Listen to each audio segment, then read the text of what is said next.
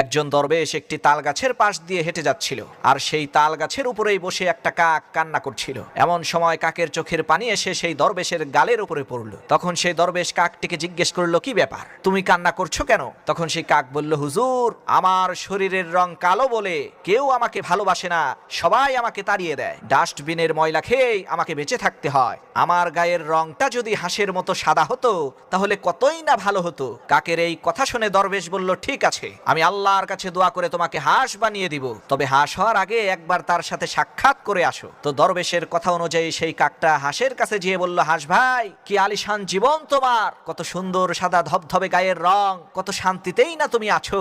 হাঁস বলল, ধুর বেটা, এই ধরনের বাজে কথা তোকে কে বলেছে? কাক বলল, কেন, তোমার আবার কিসের দুঃখ? তখন হাঁস বলে উঠল, আরে ভাই, আমার যে গায়ের সাদা রং, এটা কোনো রং হইল? এটা তো মৃত ব্যক্তির কাফনের রং। সুন্দর রং তো টিয়া পাখির। আহা, কি